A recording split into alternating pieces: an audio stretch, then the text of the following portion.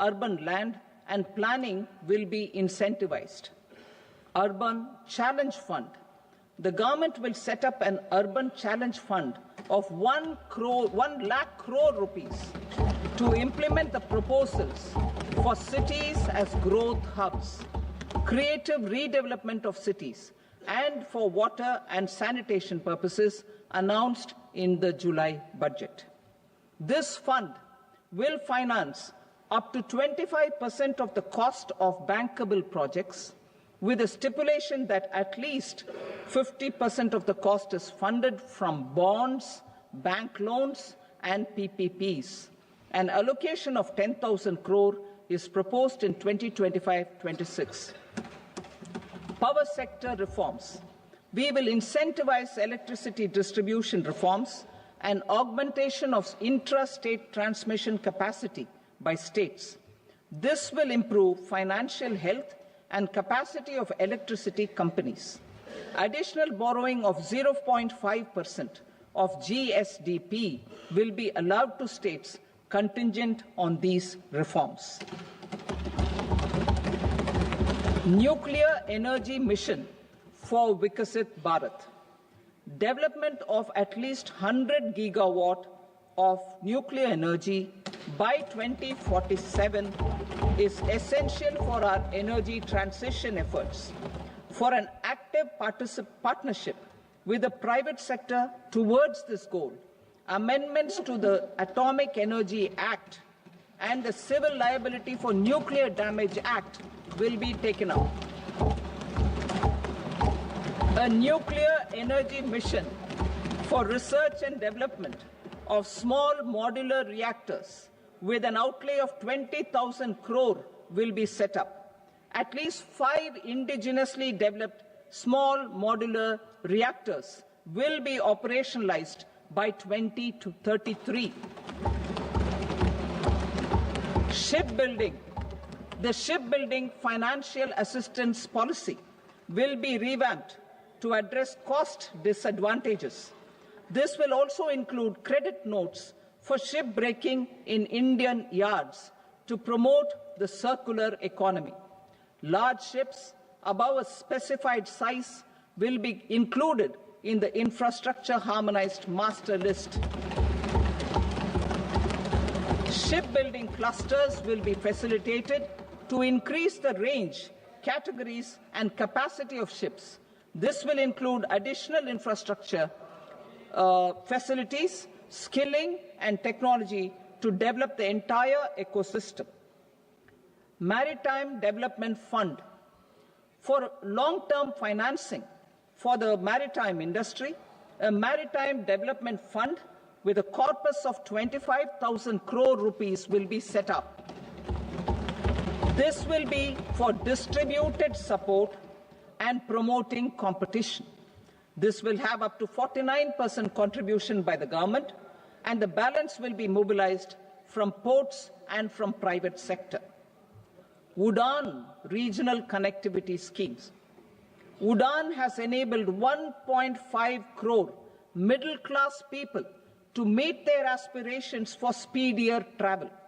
The scheme has connected 88 airports, and operationalized 619 routes.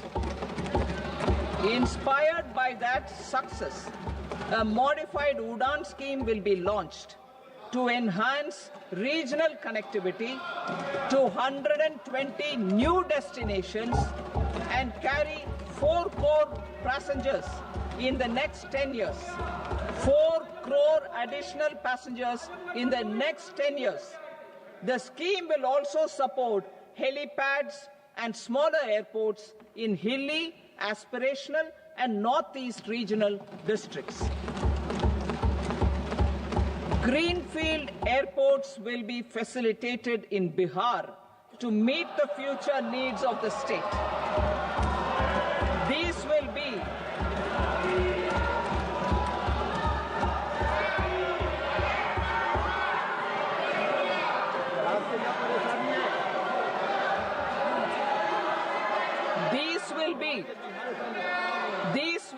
in addition to the expansion of the capacity of Patna Airport and a brownfield airport in Beta. Western Kosi Canal project in Mithilanchal. Financial support will be provided for the Western Kosi Canal ERM project, benefiting a large number of farmers cultivating over 50,000 hectares of land in the Mithilanchal region of Bihar. Mining sector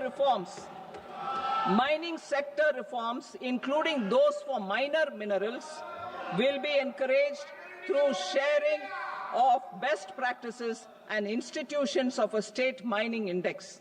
A policy for recovery of critical minerals from tailings will be brought out. Under the special window for affordable and mid-income housing, SWAMI, 50,000 dwelling units in stressed housing projects have been completed and keys handed over to home buyers. Another 40,000 units will be completed in 2025, further helping middle-class families who were paying EMIs on loans taken for apartments while also paying rent for their current dwellings. Building on this success, SWAMI Fund 2 will be established as a blended finance facility with contribution from the government, banks and private investors. This fund of 15,000 crore rupees will aim for expeditious completion of another 1 lakh units. PM Gati Shakti data for private sector. For furthering PPPs and assisting the private sector in project planning, access to relevant data and maps from the PM Gati Shakti portal will be provided.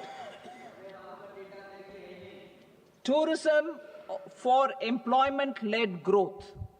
Top 50 tourist destination sites in the country will be developed in partnership with states through a challenge mode.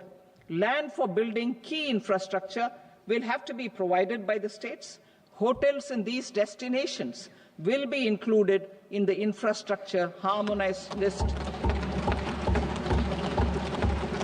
The following measures will be taken for facilitating employment-led growth: organizing intensive skill development programs for our youth, including in institutes of hospitality management, providing mudra loans for homestays, improving ease of travel and connectivity to tourist destinations, providing performance-linked incentives to states for effective destination management, including tourist amenities, cleanliness, and marketing efforts, and introducing streamlined e-visa facilities along with visa fee waivers for certain tourist groups. Continuing with the emphasis on places of spiritual and religious significance, in the July budget, there will be a special focus on destinations related to the life and times of Lord Buddha. Medical tourism and heal in India. Medical tourism and heal in India will be promoted in partnership with the private sector, along with capacity building and easier visa norms. Investing in innovation.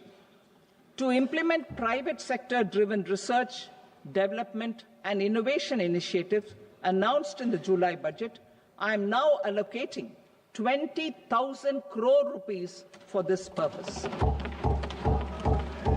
A deep tech fund of funds will also be explored to catalyze the next generation startups as a part of this initiative. In the next 5 years, under the PM Research Fellowship Scheme, we will provide 10,000 fellowships for technological research in IITs and IISc with enhanced financial support.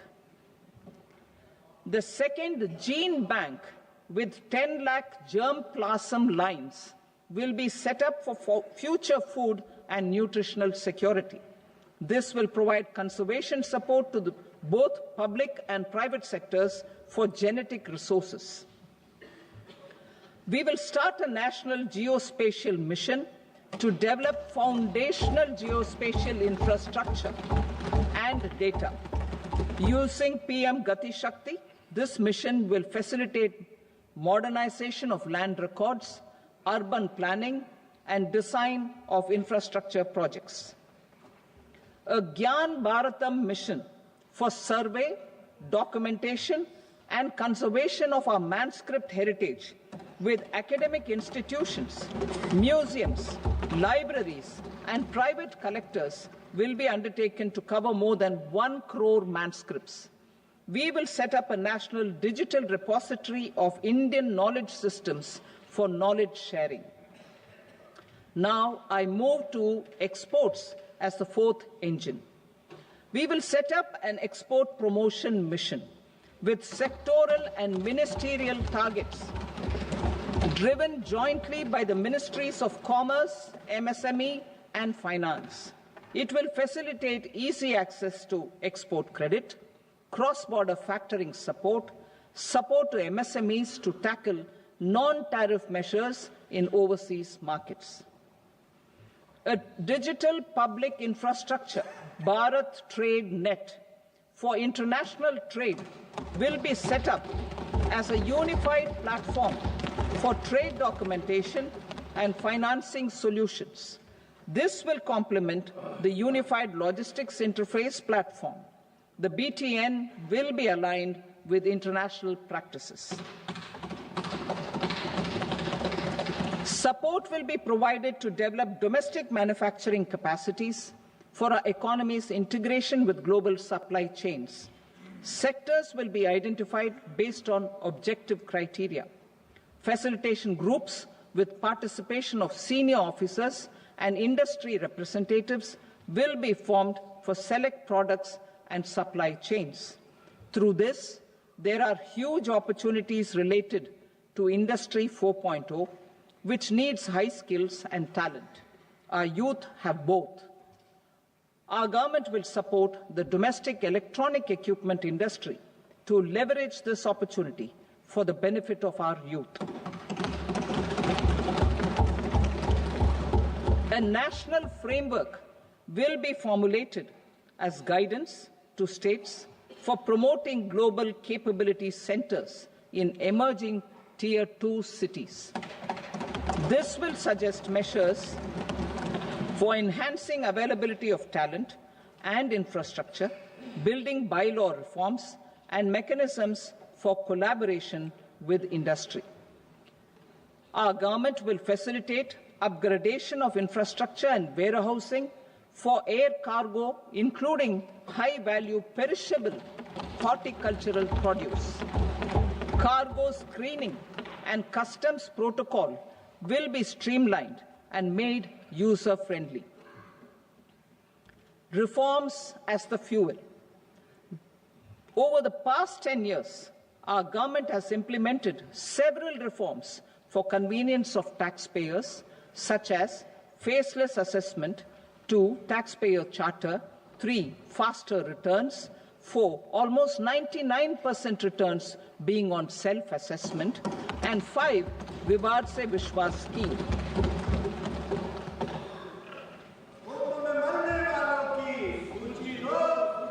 Continuing these efforts, I reaffirm the commitment of the Tax Department to trust first, scrutinize later. I also propose to introduce the new income tax bill next week. I will detail the indirect tax reforms and changes in direct taxes in Part B. Financial sector reforms. The FDI limit for the insurance sector will be raised from 74 to 100%. This enhanced limit will be available for those companies which invest the entire premium in India. The current guardrails and conditionalities associated with foreign investment will be reviewed and simplified.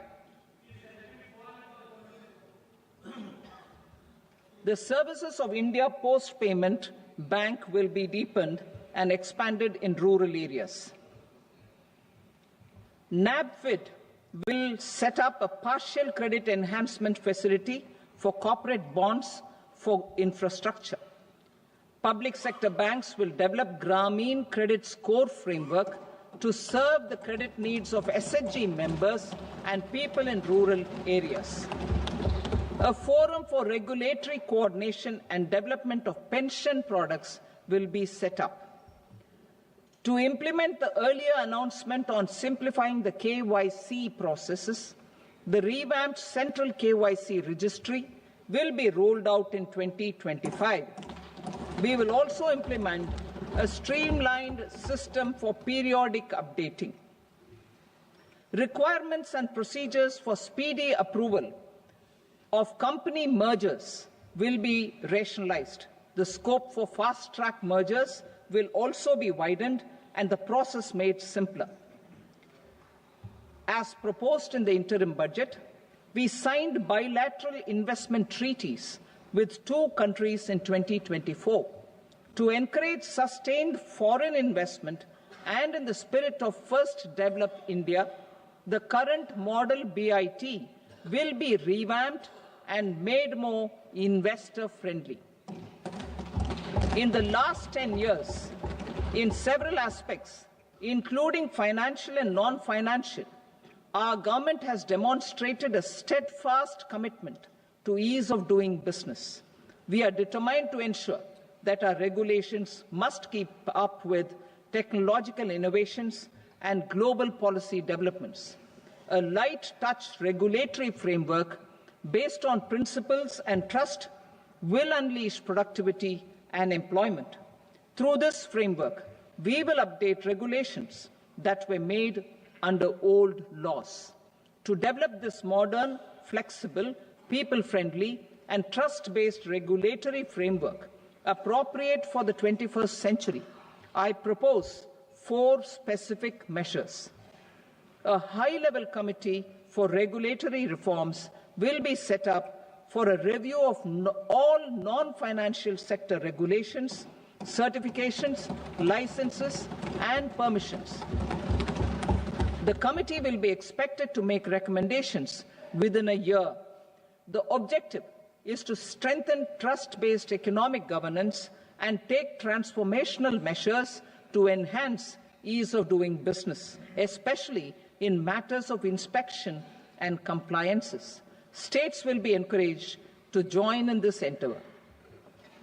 An investment friendliness index of states will be launched in 2025 to further the spirit of competitive, cooperative federalism. Under the Financial Stability and Development Council, a mechanism will be set up to evaluate impact of the current financial regulations and subsidiary instructions. It will also formulate a framework to enhance their responsiveness and development of the financial sector. In the Jan Vishwas Act 2023, more than 180 legal provisions were decriminalized. Our government will now bring up the Jan Vishwas Bill 2.0 to decriminalize more than 100 provisions in various laws. I now move to fiscal policy. In the July budget, I had committed to staying the course for fiscal consolidation. Our endeavour will be to keep the fiscal deficit each year such that central government debt remains on a declining path as a percentage of the GDP. The roadmap for the next 6 years has been detailed in the FRBM statement. Revised estimates for 2024-25. The revised estimate of the total receipts other than borrowings is 31.47 lakh crore rupees, of which the net tax receipts are 25.57 lakh crore rupees. The revised estimate of the total expenditure is 47.16 lakh crore rupees, of which the capital expenditure is about 10.18 lakh crore rupees. The revised estimate of the fiscal deficit is 4.8% of the GDP. Budget estimates for 25-26. Coming to 25-26, the total receipts other than borrowings and total expenditure are estimated at 34.96 lakh crore rupees and 50.65 lakh crore rupees respectively. The net tax receipts are estimated at 28.37 lakh crore rupees. The fiscal deficit is estimated to be 4.4% of GDP. To finance the fiscal deficit, the net market borrowings from dated securities are estimated at 11.54 lakh crore. The balance financing is expected to come from small savings and other sources. The gross market borrowings are estimated at 14.82 lakh crore rupees. I will now move to Part B. Indirect taxes. My proposals relating to customs aim to rationalize tariff structure and address duty inversion. These will also support domestic manufacturing and value addition, promote exports, facilitate trade, and provide relief to common people. Rationalization of customs tariff structure for industrial goods. As a part of comprehensive review of customs rate structure announced in July 2024 budget, I propose to 1. Remove 7 tariff rates. This is over and above the 7 tariff rates removed in 23-24 budget. After this, there will be only 8 remaining tariff rates, including 0 rate. 2. Apply appropriate cess to broadly maintain effective duty incidence, except on a few items where such incidence will reduce marginally. 3. Levy not more than 1 cess or surcharge. Therefore, I propose to exempt social welfare surcharge on 82 tariff lines that are subject to a cess. I shall now take up sector-specific proposals. To provide relief to patients, particularly those suffering from cancer, rare diseases, and other severe chronic diseases, I propose to add 36 life-saving drugs and medicines to the list of medicines fully exempted from basic custom duty.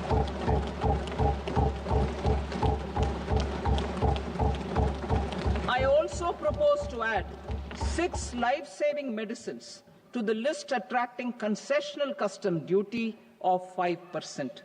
Full exemption and concessional duty will also respectively apply on the bulk drugs for manufacture of the above.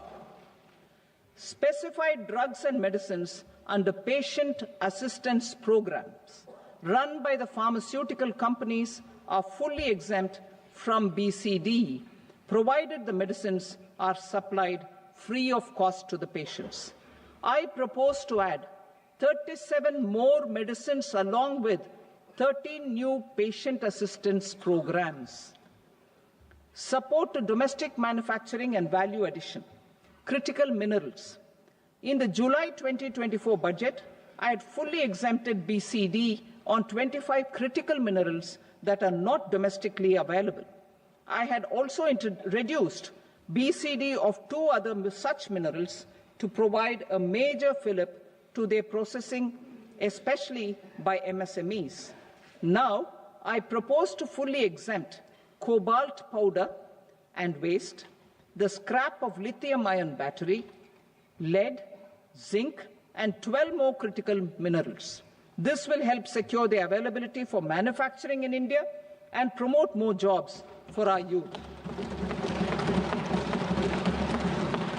To promote domestic production of technical textile products such as agro-textiles, medical textiles, and geotextiles at competitive prices, I propose to add 2 more types of shuttle-less looms to the list of fully exempted textile machinery.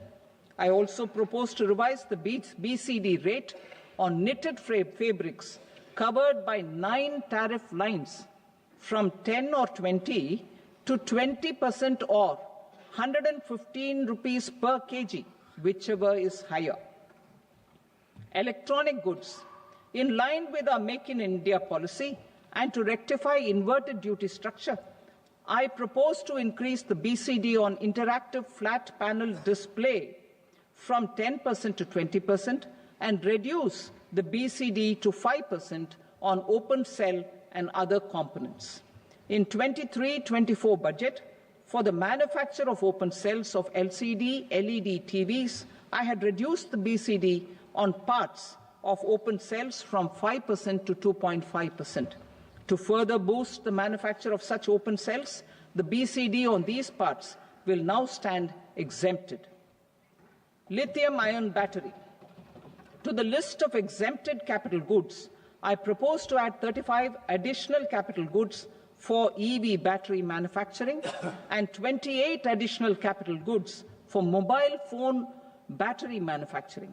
This will boost domestic manufacture of lithium-ion batteries, both for mobile phones and for electric vehicles. Shipping sector.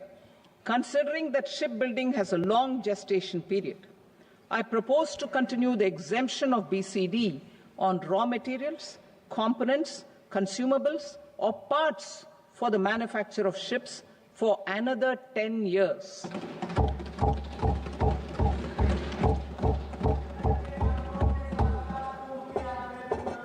I also propose the same dispensation for shipbreaking to make it more competitive. Telecommunication. To prevent classification disputes, I propose to reduce the BCD from 20% to 10% on carrier-grade Ethernet switches to make it at par with non-carrier-grade Ethernet switches. Export promotion. To facilitate exports of handicrafts, I propose to extend the time period for export from 6 months to 1 year, further extendable by another 3 months if required. I also propose to add 9 items to the list of duty-free inputs. Leather sector. I propose to fully exempt BCD on wet blue leather to facilitate imports for domestic value addition and employment. I also propose to exempt crust leather from 20% export duty to facilitate exports by small tanners. Marine products. To enhance India's competitiveness in the global seafood market, I propose to reduce BCD from 30% to 5% on frozen fish paste, surimi, for manufacture and export of its analog products. I also propose to reduce BCD from 15% to 5% on fish hydrolysates for manufacture of fish and shrimp feed. In July 2024 budget, to promote development of domestic MROs for aircraft and ships, I had extended the time limit for export of foreign origin goods that were imported for repairs from 6 months to 1 year and further extendable by 1 year. I now propose to extend the same dispensation for railway goods. Time limit for provisional assessment. Presently, the Customs Act 1962 does not provide any time limit to finalize provisional assessments, leading to uncertainty and cost to trade. As a measure of promoting ease of doing business, I propose to fix a time limit of 2 years, extendable by a year, for finalizing the provisional assessment. I propose to introduce a new provision that will enable importers or exporters, after clearance of goods, to voluntarily declare material facts and pay duty with interest but without penalty. This will incentivize voluntary compliance. However, this will not apply in cases where department has already initiated audit or investigation proceedings. For industry to better plan their imports, I propose to extend the time limit for the end use of imported inputs in the relevant rules from 6 months to 1 year. This will provide operational flexibility in view of cost and uncertainty of supply. Further, such importers will now have to file only quarterly statements instead of a monthly statement.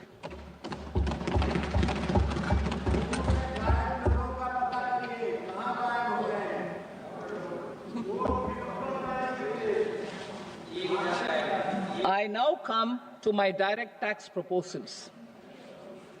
In Part A, I have briefly underlined taxation reforms as one of key reforms to realize our vision of Vikasit Bharat. In respect of criminal law, our government had earlier ushered in Bharatiya Nyaya Sanhita, replacing Bharatiya Danda Sanhita. I am happy to inform this august House and the country that for new income tax bill will carry forward the same spirit of Nyaya in its drafting as well. The new bill will be clear and direct in text, with close to half of the present law in terms of both chapters and words. It will be simple to understand for taxpayers and tax administrators, leading to tax certainty and reduced litigation. Reforms, however, are not a destination. They are means to achieve good governance for our people and economy. Providing good governance primarily involves being responsive. The Tirukural captures this in verse 542, which reads, "Vaanokki vaazhum ulagallam, mannavan kol nokki vaazhum kudi," meaning, just as the living beings live expecting rains, citizens live expecting good governance. Our government is committed to keeping an ear to the ground and a finger on the pulse and responding while balancing our national building efforts.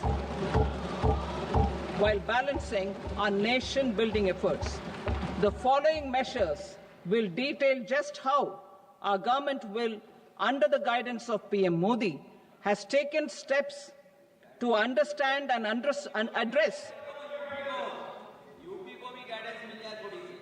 I repeat that sentence, sir. The following measures will detail just how our government, under the guidance of PM Modi, has taken steps to understand and address the needs voiced by our citizens. My tax proposals are guided by this spirit. The objectives of my proposals are as follows. Personal income tax reforms with special focus on middle class. Rationalization of TDS and TCS for easing difficulties. Encouraging voluntary compliance. Reducing compliance burden. Ease of doing business, employment and investment. I will come to my proposal on personal income tax towards the end. TDS and TCS, rationalization for easing difficulties. I propose to rationalize tax deduction at source, TDS, by reducing the number of rates and thresholds above which TDS is deducted. Further, threshold amounts for tax deduction will be increased for better clarity and uniformity. The limit for tax deduction on interest for senior citizens is being doubled from the present 50,000 rupees to 1 lakh rupees. Similarly, the annual limit of 2.40 lakh rupees for TDS on rent is being increased to 6 lakh rupees. This will reduce the number of transactions liable to TDS, thus benefiting small taxpayers receiving small payments. The threshold to collect tax at source, the TCS, on remittances under RBI's liberalized remittance scheme, the LRS, is proposed to be increased from 7 lakh to 10 lakhs. I also propose to remove TCS on remittances for education purposes, where such remittances is out of a loan taken from a specified financial institution. Both TDS and TCS are being applied on any transaction related to sale of goods. To prevent such compliance difficulties, I propose to omit the TCS. I also propose that the provisions of the higher TDS deduction will now apply only in non-PAN cases. In July 2024, the delay for payment of TDS up to the due date of filing statement was decriminalized. I propose to provide the same relaxation to TCS provisions as well. The government under the leadership of Prime Minister Modi believes in Sabka Saath, Sabka Vikas, Sabka Vishwas and Sabka Prayas. In line with this, we brought in updated return facility in 2022 for voluntary compliance by taxpayers who had omitted to report their correct income. Our trust in taxpayers was proved right. Nearly 90 lakh taxpayers voluntarily updated their incomes by paying additional tax. Taking this trust further, I now propose to extend the time limit to file updated returns for any assessment year from the current limit of 2 years to 4 years. I propose to reduce the compliance burden for small charitable trusts and institutions by increasing their period of registration from 5 years to 10 years. It is also proposed that disproportionate consequences do not arise for minor defaults such as incomplete applications filed by charitable entities. Presently, taxpayers can claim the annual value of self-occupied properties as nil only on the fulfillment of certain conditions. Considering the difficulties faced by taxpayers, it is proposed to allow the benefit of 2 such self-occupied properties without any condition. To streamline the process of transfer pricing and to provide an alternative to yearly examination, I propose to introduce a scheme for determining arm's length price of international transaction for a block period of 3 years. This will be in line with global best practices. With a view to reduce litigation and provide certainty in international taxation, the scope of safe harbor rules is being expanded. A number of senior and very senior citizens have very old national savings schemes accounts. As interest is no longer payable on such accounts, I propose to exempt withdrawals made from NSS by individuals on or after 29th August 2024. I am also proposing to allow similar treatment to NPS Vatsalya accounts as is available to normal NPS accounts subject to overall limits. In my speech in July 2024, I had promised that all processes, including giving effect to appellate orders, shall be digitalized and made paperless over the next 2 years. So I'm happy to announce that digitalization is being made operational now. In July 2024, we brought in the Vivad Se Vishwas scheme to resolve income tax disputes pending in appeal. The scheme has received a great response, with nearly 33,000 taxpayers having availed of the scheme to settle their disputes. I have a few proposals to promote investment and employment.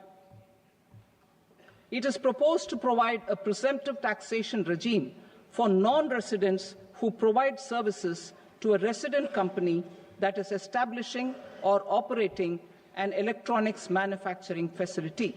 I further propose to introduce a safe harbor for tax certainty for non-residents who store components for supply to specified electronics manufacturing units. Presently, the tonnage tax scheme is available only to sea-going ships. The benefits of existing tonnage tax scheme are proposed to be extended to inland vessels registered under the Indian Vessels Act 2021 to promote inland water transport in the country. extension for incorporation of startups. We continue to support the Indian startup ecosystem. I propose to extend the period of incorporation by 5 years to allow the benefit available to startups which are incorporated before 1/4/2030. In order to attract and promote additional activities in the IFSC, I am inter alia proposing specific benefits to ship leasing units, insurance offices, and treasury centers of global companies which are set up in IFSC. Further, to claim benefits, the cut-off date for commencement in IFSC has also been extended by 5 years to 31/3/2030. Category 1 and Category 2 AIFs are undertaking investments in infrastructure and other such sectors. I propose to provide certainty of taxation to these entities on the gains from securities, to promote funding from sovereign wealth funds and pension funds to the infrastructure sector. I propose to extend the date of making an investment by 5 more years up to 31st March 2030.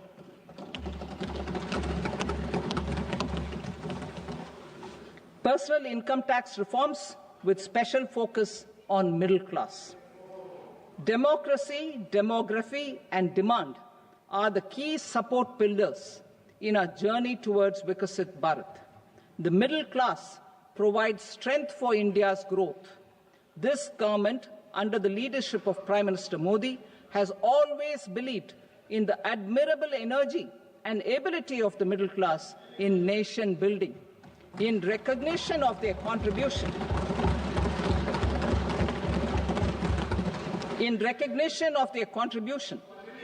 we have periodically reduced their tax burden.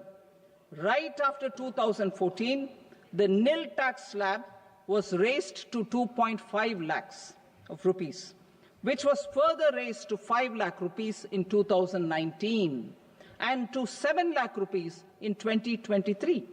This is reflective of our government's trust on the middle class taxpayers. I am now happy to announce that there will be no income tax payable up to income of 12 lakh rupees.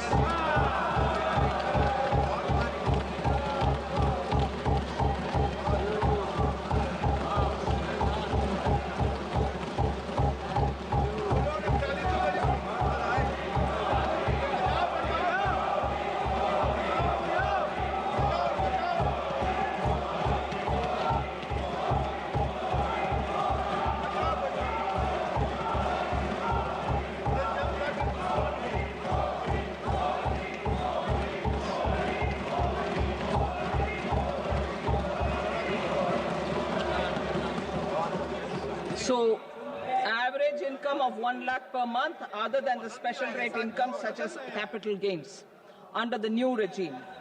This limit will be 12.75 lakh for salaried taxpayers due to the standard deduction of 75,000. Slabs and rates are being changed across the board to benefit all taxpayers. The new structure will substantially reduce the taxes of the middle class and leave more money in their hands, boosting household consumption, savings, and investment.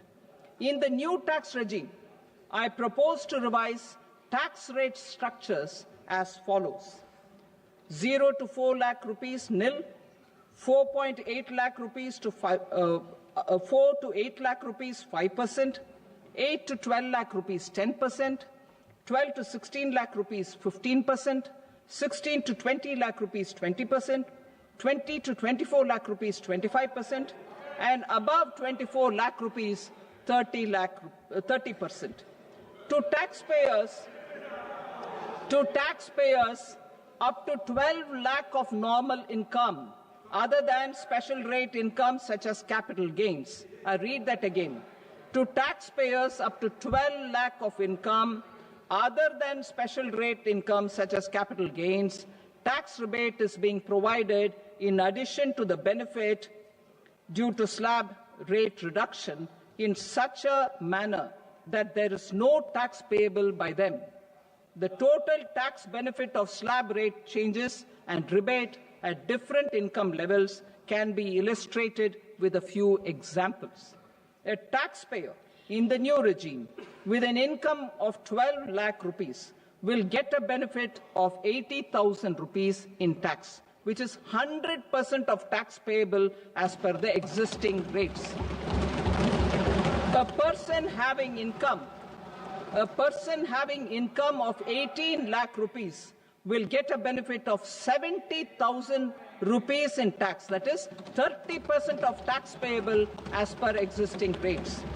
A person with an income of 25 lakh gets a benefit of 1,10,000 rupees, that is 25% of his tax payable as per existing rates. Details of my tax proposals are given in the annexure. As a result of these proposals, Honourable Speaker, sir, revenue of about 1 lakh crore in direct taxes and 2,600 crores in indirect taxes will be foregone. Mr. Speaker, sir, with this, I commend the budget to this august House.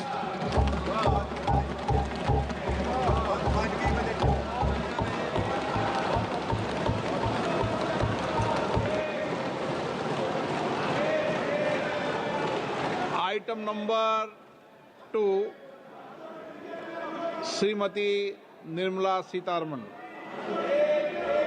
Sir, with your permission, I rise to lay on the table the following statements under Section 3(1) of the Fiscal Responsibility and Budget Management Act 2003. Medium-term fiscal policy cum fiscal policy strategy statement and macroeconomic framework statement. Item number 3, Srimati Nirmala Sitharaman. Sir, with your permission, I rise to move for leave to introduce the Finance Bill 2025. प्रश्न ये है कि विधेयक को पुनर्स्थापित करने की अनुमति प्रदान की जाए। जो सदस्य इसके पक्ष में हाँ कहें, जो सदस्य विरोध में ना कहें। मेरे विचार में निर्णय हाँ वालों के पक्ष में हुआ, हाँ वालों के पक्ष में अनुमति प्रदान की जाती है। माननीय मंत्री जी, अब विधेयक को पुनर्स्थापित करें। Sir, I introduce the bill. Thank you. सभा की कार्रवाई सोमवार दिनांक 3 फरवरी 2025 को प्राप्त 11 बजे तक के लिए स्थगित की जाती है।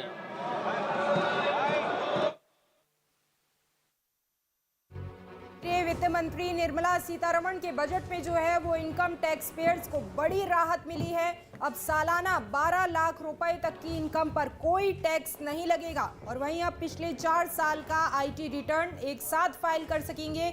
सीनियर सिटीजन्स की अगर बात की जाए तो उनके लिए टीडीएस की सीमा 50,000 से बढ़ा करके 1 लाख कर दी गई है। कई बड़े ऐलान जो हैं वो केंद्रीय वित्त मंत्री निर्मला सीतारमण की तरफ से जो बजट आज देश का आम बजट पेश किया गया है उसमें किए गए हैं। सीधे तौर पर अगर कहा जाए तो केंद्रीय वित्त मंत्री की तरफ से कहा गया था कि हमारा फोकस जो है वो ज्ञान पर रहा है।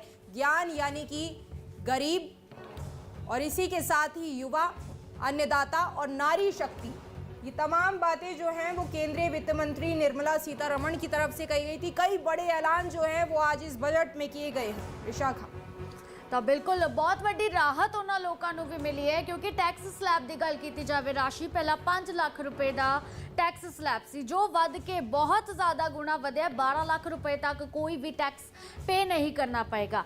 ਜੇਕਰ ਗੱਲ ਕੀਤੀ ਜਾਵੇ ਕਿਹੜੀਆਂ ਚੀਜ਼ਾਂ ਸਸਤੀਆਂ ਹੋਈਆਂ ਨੇ ਕਿਹੜੀਆਂ ਚੀਜ਼ਾਂ ਮਹਿੰਗੀਆਂ ਹੋਈਆਂ ਨੇ, ਸਸਤੇ ਦੀ ਗੱਲ ਕਰੀਏ ਤਾਂ ਕੈਂਸਰ ਦੀਆਂ ਦਵਾਈਆਂ ਜਿਹੜੀਆਂ ਨੇ ਉਹ ਸਸਤੀਆਂ ਹੋਈਆਂ ਨੇ। ਪਿਛਲੇ 4 ਸਾਲ ਦਾ ਜਿਹੜਾ ਆਈਟੀ ਰਿਟਰਨ ਹੈ उसनों एक सार ही फाइल किया जाएगा। सो अगले ये भी दस दईए कि कैंसर दी दवाइयां जड़ियां सस्तियां हुई ने, LED TV जड़े ने वो सस्ते हुए ने। दूसरे पासे ये भी जेकर गल की जाए तो होर बहुत सारिया जड़ियां फोकस किया गया है कि दालों के उत्ते अगले सालों के दौरान दालों के उत्ते ज़्यादा फोकस किया जाएगा। ये तमाम चीज़ां ने जो इस बारे बजट दे विच देखण नूं मिलियां ने ते सब तो वड्डी राहत टैक्स स्लैब दे विच सरकार दे वल्लों दित्ती गई। बिल्कुल, स्टार्टअप की अगर बात कर लें तो स्टार्टअप के लिए जो लोन 10 करोड़ अभी तक होता था 10 करोड़ से बढ़ा करके उसको 20 करोड़ रुपए किया जाएगा। ये भी जो है वो वित्त मंत्री की तरफ से ऐलान किया गया है और इसी के साथ ही गारंटी फीस में भी कमी होगी। ये तमाम बातें जो हैं वो वित्त मंत्री निर्मला सीतारमण ने कही है। और इसी के साथ ही विशाखा, अगर आप ध्यान दें, फोकस करें तो सरकार का कहा जा सकता है कि बिहार पर जो है वो खास फोकस रहा है। बिहार में बहार है क्योंकि बिहार में चुनाव भी है। 3 एयरपोर्ट्स जो हैं वो बिहार में बनाने की बात कही गई है और इसी के साथ ही जो है मखाना बोर्ड वहां पर खोला जाएगा, जिससे जो छोटे किसान हैं उनको फ़ायदा होगा और जो व्यापारी हैं उनको भी फ़ायदा होगा। तो अपने आप में कई बड़े ऐलान जो हैं वो केंद्रीय वित्त मंत्री निर्मला सीतारमण की तरफ से आज किए गए। ਤਾਂ ਬਿਲਕੁਲ ਬਿਹਾਰ ਦੀ ਹੀ ਤੁਸੀਂ ਗੱਲ ਕੀਤੀ ਰਾਸ਼ੀ, ਤਾਂ ਬਹੁਤ ਸਾਰੇ ਵਿਰੋਧੀ ਧਿਰ ਉਹਨਾਂ ਨੇ ਇਸ ਗੱਲ ਦਾ ਮੌਕੇ ਤੇ ਹੀ ਹੰਗਾਮਾ ਵੀ ਕੀਤਾ ਕਿ ਕੀ ਇਹ ਬਜਟ ਸਿਰਫ ਬਿਹਾਰ ਦੇ ਲਈ ਸੀ।